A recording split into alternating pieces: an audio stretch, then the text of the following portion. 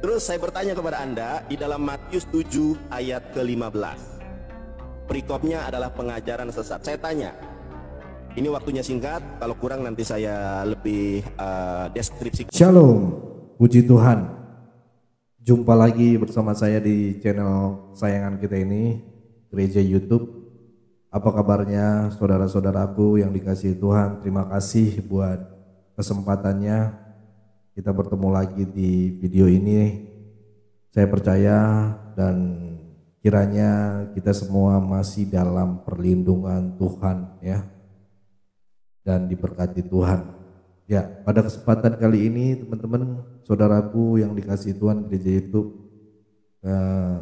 kami akan memberikan atau menayangkan sebuah debat seru ya, di mana anak buah Juma ya, Rahmat ya, ini tidak sanggup jawab pertanyaan dari Bang Edis TV ya. Dan bagaimana perdebatan ini, dan menurut saya ini pantas untuk kita bagikan teman-teman ya. Mari kita tonton dulu video berikut ini. Entah itu harta, tahta, wanita, nggak jauh-jauh dari situ. Coba dukun palsu apa? Motivasinya supaya biar dapat duit, itu dukun palsu. Atau apa? Supaya dia bisa menggagahi wanita, itu dukun palsu. Makanya kalau ada dukun palsu, bukalah bajumu, masuklah ke kamar. Nah itu dukun palsu itu. Sekarang saya tanya sama kamu Nandar, apa motivasinya Paulus jadi rasul palsu? Coba kamu jelaskan dulu, modus dia apa? Adakah dia supaya dia jadi kaya raya? Adakah dia menumpuk hartanya? Malahan dia menjadi orang susah. Ketika dia jadi rasul, ketika dia jadi pengikut Yesus, malah beberapa kali dia dipenjara, berapa kali dia dianiaya orang. Adakah dia ngumpulin koleksi istri banyak? Kagak. Adakah dia ngoleksi banyak harta-harta untuk kekayaan dia, sehingga ada sekian miliar harta rampasan perang, jarahan perang? Gampang, nggak usah ini. Kita bicara logis-logis saja lah, ya. Nggak usah ini jauh-jauh kamu kitab suci kamu ngarang begini itu segala macam. Gini, Nanda, dengarkan. Waktu Muhammad belum jadi nabi, istri dia satu. Ketika dia jadi nabi, istrinya banyak. Tuh.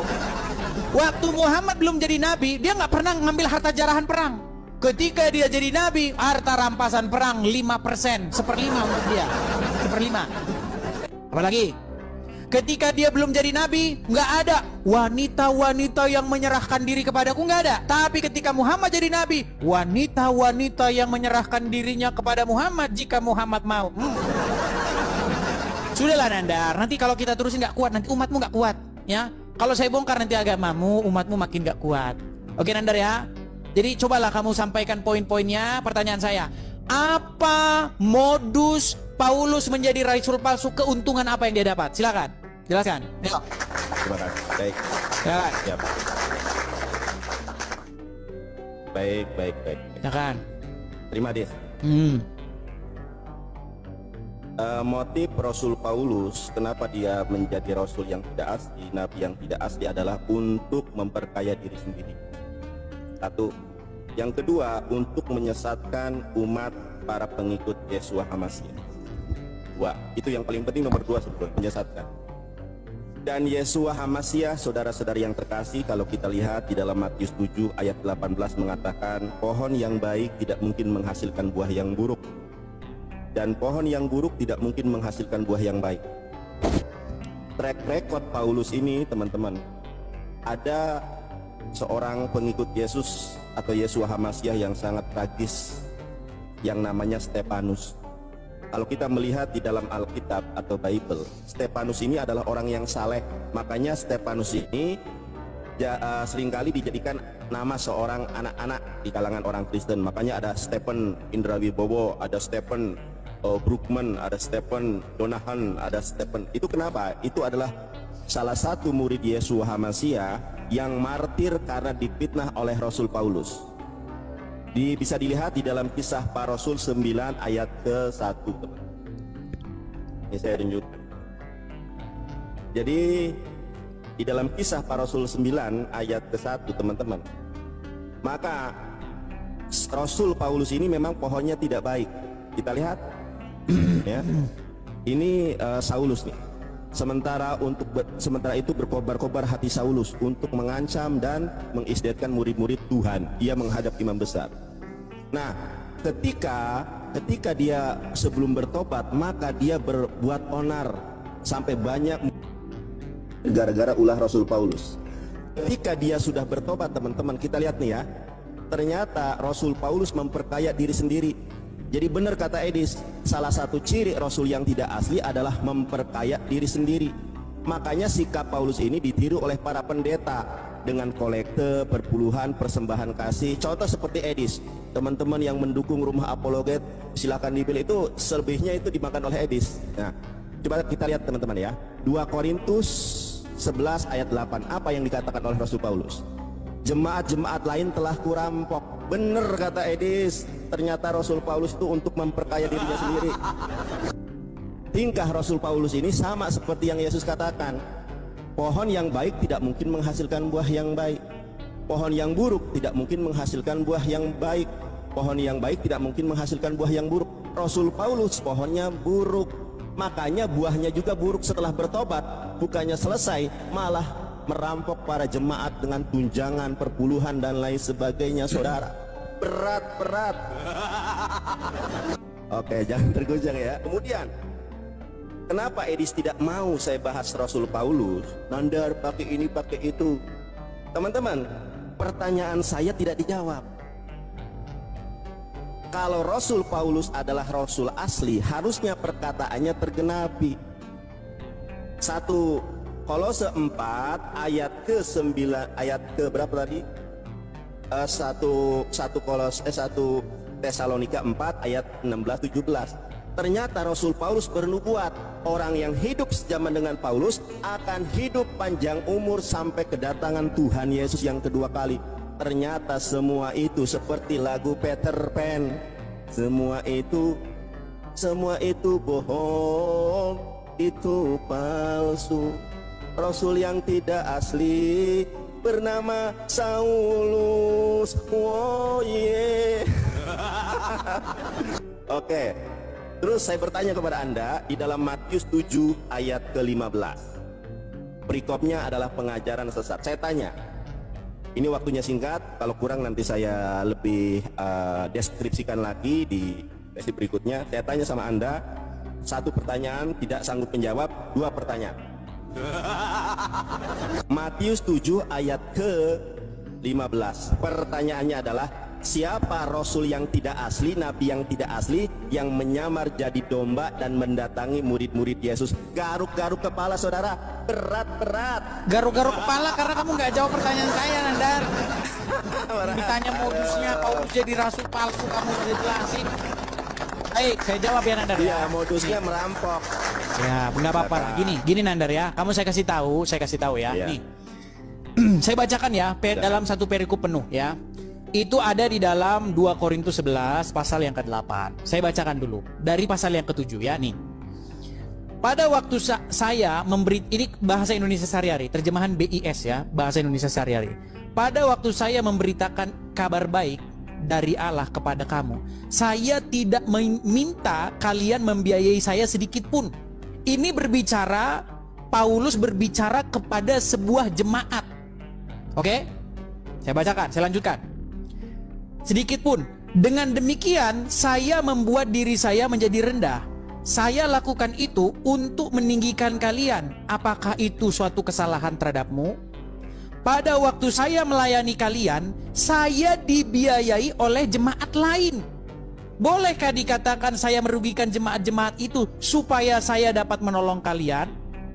Jadi di sini kata di dalam terjemahannya itu, saya merampok jemaat lain untuk membiayai kalian. Untuk membiayai kalian. Jemaat-jemaat yang satu lagi ini yang sedang dibicarakan dalam konteks ini. Apakah ada di situ Paulus untuk merampok, untuk kekayaan pribadi, untuk nambah istri? Sekarang saya tanya sama kamu Nandar, cobalah.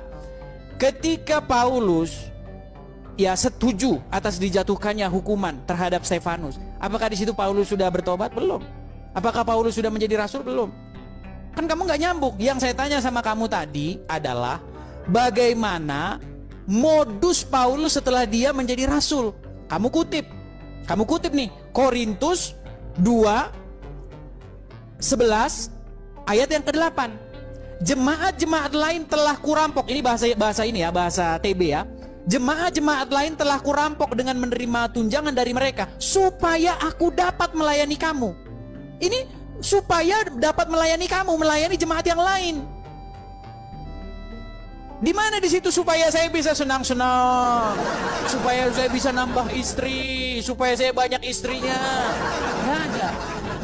Coba tunjuk kepada saya, adakah motivasi yang menguntungkan pribadi Paulus ketika dia menjadi rasul dipilih oleh Yesus? Kamu bilang untuk menyesatkan. Untungnya apa? Untungnya apa? Ini Nandar, banyak orang di jalan tuh, ya. Ada orang nanya alamat, alamat ini mana? Alamat ini mana? Sesatinlah mereka, alamatnya ke sana, bilang ke sana. Untungnya dia bagi dia apa sih coba? Kalau ada orang nanya sama kamu jalan, Nandar, Bang, mau nanya jalan Bang, ke mana? Ke Ciwidey mana? Oh, Ciwidey, harusnya jalan ke sana nih. Kamu bilang ke sana. Untungnya buat kamu apa sih menyesatkan orang? Untungnya apa? Coba saya pengen sama kamu spesifik lah. Apa untung yang jelas, nyata, konkret bagi dirinya Paulus ketika dia menjadi rasul palsu, kamu bilang. Tapi saya bisa tunjukin sama kamu Nandar, apa untungnya Muhammad ketika dia jadi nabi? Coba saya kasih tahu kamu untungnya dia.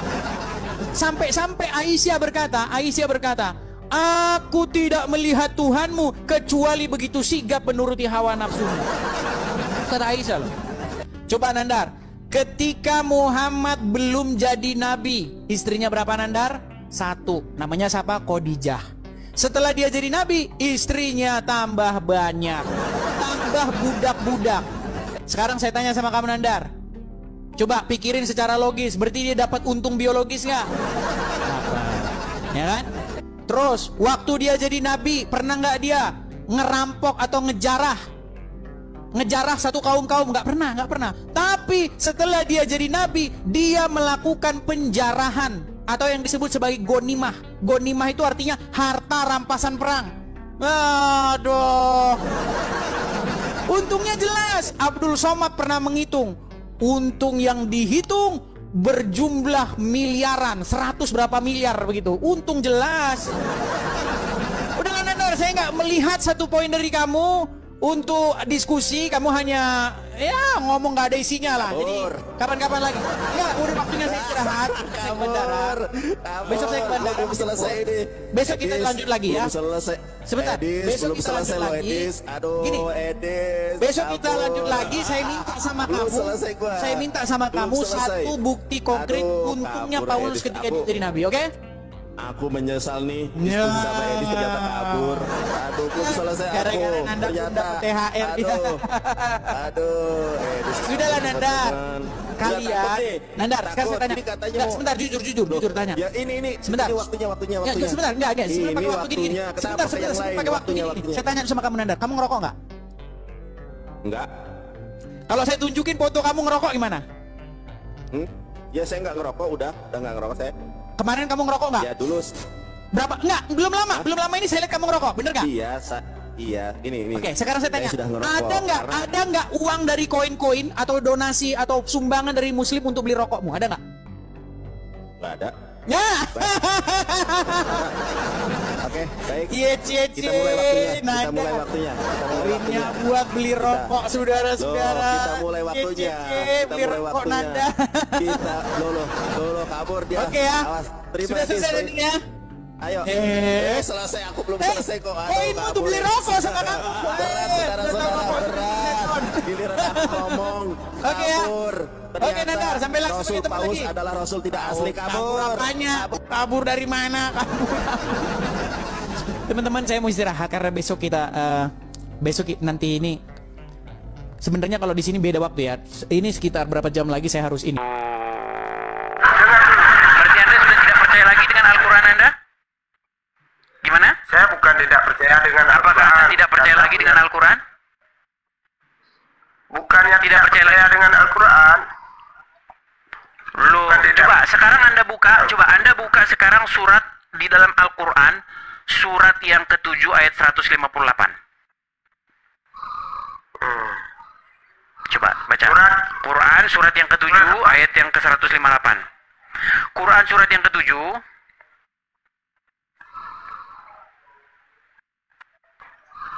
sudah ketemu? Ayat yang ke-158. Sudah? Kok macet? Waduh, sudah mulai gawat ini kalau dulu. Tiba-tiba macet ini gimana ini? Tiba-tiba macet. Teman-teman, saya tuh dia yang macet nih. Nah, ayo. Coba buka Quran surat Al-A'raf ayat yang ke-158. Yuk. 58, Bang. 158. Teman-teman, dia atau saya yang macet, teman-teman? Nah, kan macet kan. Saya bacakan saja ya, saya bacakan saja nih. Di dalam Quran surat Al-A'raf ayat yang ke-158 dikatakan, katakanlah, hai manusia, sesungguhnya aku adalah utusan Allah kepada semua, yaitu Allah yang mempunyai kerajaan langit dan bumi. Tidak ada Tuhan selainnya. Kabur dianya. Ridwan. Yuk. Iya, selamat pagi menjelang siang, Bang Ridwan. Hari ini tidak saya siarkan di YouTube, teman-teman. Hari ini tidak saya siarkan di YouTube karena posisi saya dalam perjalanan ini. Kalaupun ada yang nyiarkan di YouTube, itu berarti bukan saya, gitu. Oke, Ridwan. Bang Ridwan Muslim? Muslim. Bagi Ya, silakan Bang Ridwan, saya undang Anda untuk diskusi dengan baik. Silakan nyalakan kamera Anda. Yuk, silakan. Silakan Bang Ridwan. Halo? Halo. Iya. Selamat pagi menjelang siang Bang Ridwan ya. Muslim ya Bang ya? Bagi Imam Muslim. Muslim, ya Bang. Selama Anda jadi orang Islam, selama dari kecil sampai sekarang Anda umur berapa puluh tahun Anda jadi Islam, benarkah Anda selalu dicekoki oleh ulama, oleh ustadz Anda bahwa nama Muhammad itu tertulis ada di dalam Taurat ataupun Injil? Bukan ulama lagi yang mengatakan, tapi pendeta Esra Suruh ada mengatakan. Buset dah. Enggak. Di dalam Islam ada nggak?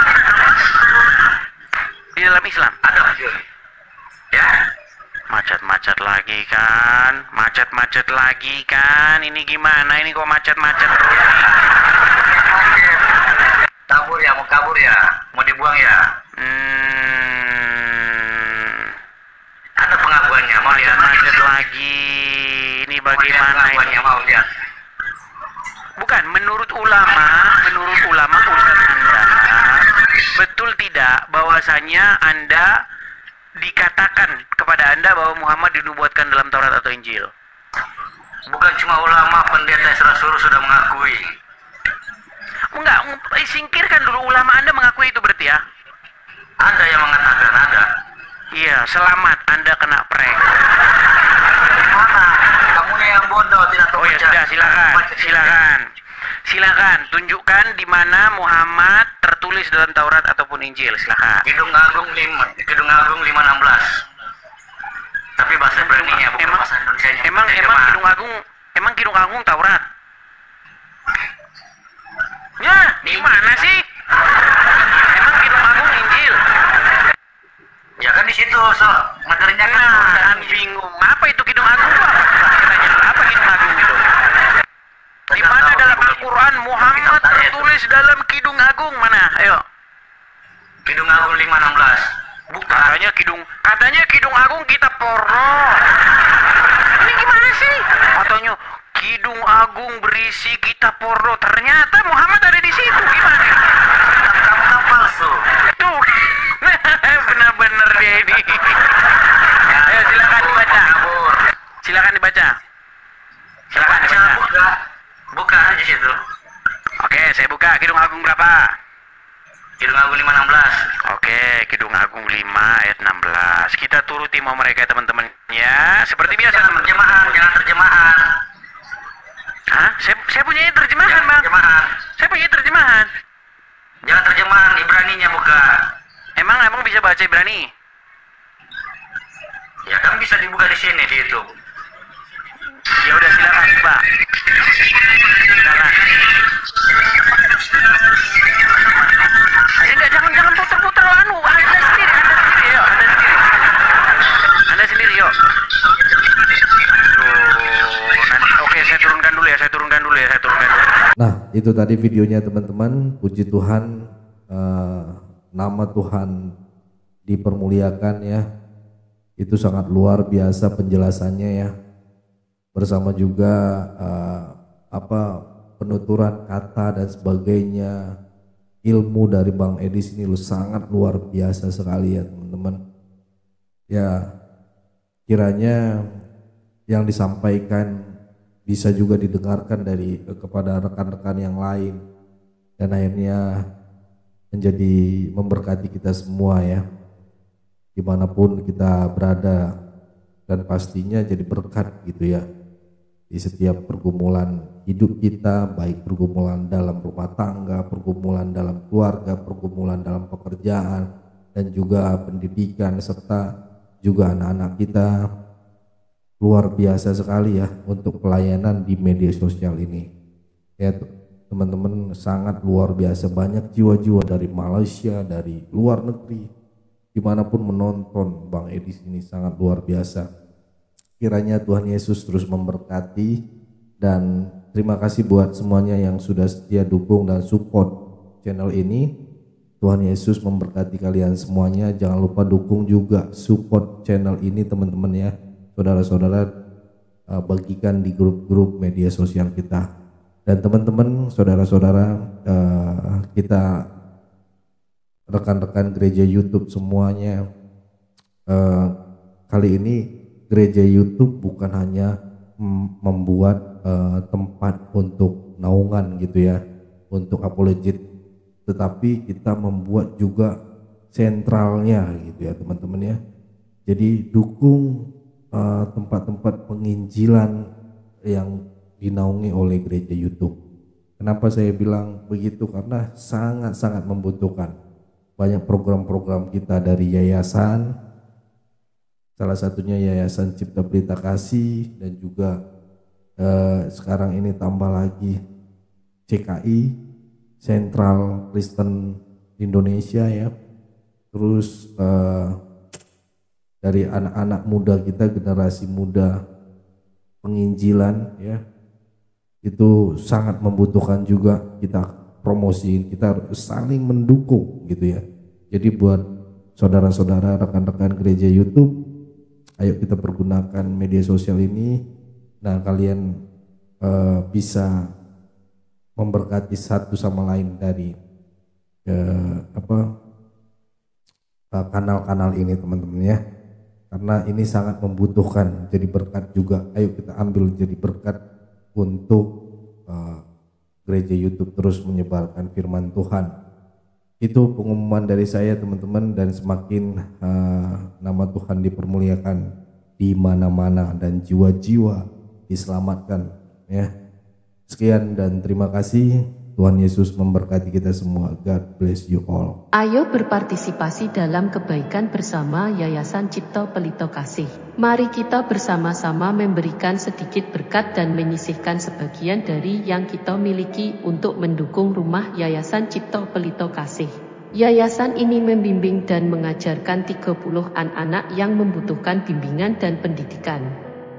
Dengan partisipasi saudara, kita dapat memberikan harapan baru dan masa depan yang lebih baik bagi mereka. Tidak perlu banyak, bahkan bantuan kecil saudara sangat berarti bagi anak-anak ini. Mari kita ambil bagian dalam misi mulia ini dan bersama-sama membawa perubahan yang positif dalam kehidupan mereka. Kami percaya bahwa setiap kebaikan yang Anda berikan akan dibalas berlipat ganda. Tuhan Yesus memberkati saudara semua yang telah berpartisipasi dalam mendukung rumah Yayasan Cipta Pelita Kasih. Shalom saudara, generasi muda FKPPI, saudara yang mau mendukung pelayanan misi kami untuk terus bisa mengumandangkan penginjilan generasi muda Forum Komunikasi Pelayanan Penginjil Indonesia. Bisa melalui Bank BRI 042 10 10 048 705 60. atas nama Generasi Muda FKPPI, Forum Komunikasi Pelayanan Penginjil Indonesia. Dan bisa melalui kris ini, silakan scan barcode kris ini melalui mobile banking saudara. Tujuan dari pelayanan misi ini adalah untuk menjangkau banyak jiwa di pelosok-pelosok desa yang rindu untuk mendengarkan firman Tuhan dan untuk kegiatan apoleget yang menjalani penginjilan ke desa-desa untuk bisa terus mengabarkan kabar baik di seluruh tanah Indonesia. Selain melalui media sosial YouTube, kita tetap terus bisa menyuarakan kabar baik secara offline. Boleh dukung asosiasi ini melalui rekening ini dan bisa melalui kris mobile banking ini. Dengan cara scan barcode kris ini di mobile banking saudara. Terima kasih, biarlah kami berdoa agar semua kebaikan dan taburan saudara Tuhan yang membalas berlipat kali ganda. Tuhan Yesus memberkati saudara. Saudara yang mau mendukung pelayanan misi kami untuk terus bisa mengumandangkan penginjilan Sentral Kristen Indonesia, bisa melalui Bank Rakyat Indonesia 0421 0100 4996 560 atas nama Sentral Kristen Indonesia, dan bisa melalui QRIS ini, silakan scan barcode QRIS ini melalui mobile banking saudara. Tujuan dari pelayanan misi ini adalah untuk menjangkau banyak jiwa di pelosok-pelosok desa yang rindu untuk mendengarkan firman Tuhan, dan untuk kegiatan apoleget yang menjalani penginjilan ke desa-desa untuk bisa terus mengabarkan kabar baik di seluruh tanah Indonesia. Selain melalui media sosial YouTube, kita tetap terus bisa menyuarakan kabar baik secara offline. Boleh dukung Asosiasi Sentral Kristen Indonesia melalui rekening ini dan bisa melalui kris mobile banking ini. Dengan cara scan barcode kris ini di mobile banking saudara. Terima kasih, biarlah kami berdoa agar semua kebaikan dan taburan saudara Tuhan yang membalas berlipat kali ganda. Tuhan Yesus memberkati saudara Sentral Kristen Indonesia.